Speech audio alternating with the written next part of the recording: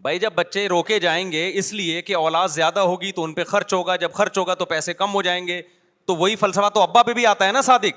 تو جب یہ دماغ شریف میں بیٹھ گیا کہ پیسہ جتنا روکا جائے گا بڑھے گا، تو بھائی پھر تو غریب پہ خرچ کرو یا ابا پہ خرچ کرو، کم تو دونوں صورتوں میں ہو رہا ہے. تو اسلام اور یہ لبرل لوگوں کے نظریات 180 ڈگری پہ ہیں کہ نہیں ہے، مجھے یہ بتاؤ خالی. تو اسلام کیا سمجھانا چاہ رہا ہے پیغمبر کی سیرت سے؟ بھائی پیسہ کماؤ، فکر کرو، لیکن انسانوں پہ خرچ کرنا مت چھوڑو. نہ انسان کی نسل کو روکو یہ سوچ کے کہ کھا جائے گا ہم سے، نہ ماں باپ پہ خرچ کرنا روکو یہ سوچ کے کہ کم ہو جائیں گے، بلکہ نبی نے فرمایا صدقہ کرنے سے مال کم نہیں ہوتا بلکہ بڑھتا ہے. تو خرچ کرنا سیکھو میرے بھائی، خرچ کرنا سیکھو. تمہارا جب تم خرچ کرو گے نا اپنے بچوں پہ، اولاد زیادہ ہوگی، بیوی پہ بھی بچوں پہ بھی، ان کو بھی خرچ کرنا سکھاؤ. ان کو بولا بیٹا پیسہ ویسا کچھ نہیں ہوتا، پیسہ جمع کرنے کی چیز نہیں ہے، پیسہ کیا کرنا ہے، خرچ کرنا سکھاؤ.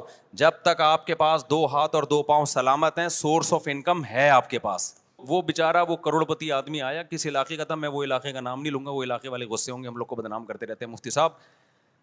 تو کہہ رہے بھائی میں نے بیوی کو بھی ٹھیک ٹھاک کھلایا، بچوں کو بھی، بچے کتنے 2-3، ان کو بھی بہت کھلایا، اب کھلانے کے قابل نہیں ہوں، ریٹائر ہو گیا ہوں، تو گھر میں پڑا ہوا کھانستا رہتا ہوں، بچوں کو برا لگتا ہوں، کیونکہ بچوں کو نوٹوں کی کیا پڑ گئی ہے عادت.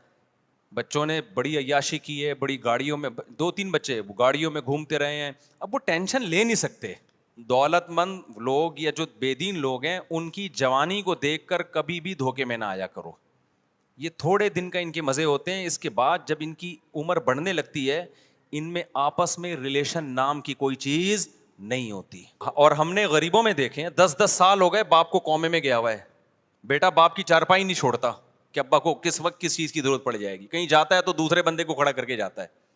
رزق کے جو دروازے ہیں نا وہ ہمیں نہیں پتا ہوتا کس کے لیے کہاں سے کھلے ہیں. آپ جتنی بھی محنت کرو رزق کے دروازے کس کے ہاتھ میں ہیں؟ ہم تو دیکھ رہے ہیں کسی کے لیے رزق چھپڑ پھاڑ کے آ رہا ہے، وہ محنت بھی نہیں کرتا، اور کوئی سارا دن پلاننگ کرتا رہتا ہے پھر بھی وہیں کا وہیں بیٹھا رہتا ہے. تو آپ اللہ کی بات کیوں نہیں مان لیتے بھائی؟ جتنا ہے ہم نے کیا کرنا ہے، اللہ کے لیے خرچ کرنا ہے. تو اللہ کی بات مان لو اور اللہ پہ کیا کرو، توکل. پھر اگر غربت بھی آئے گی تو آپ کہو گے مجھے کس نے غریب رکھا ہوا ہے، اللہ نے، تو میں اس تقدیر پہ راضی ہوں. اسلامک شارٹ کلپس سننے کے لیے ہمارا چینل سبسکرائب کریں. شکریہ.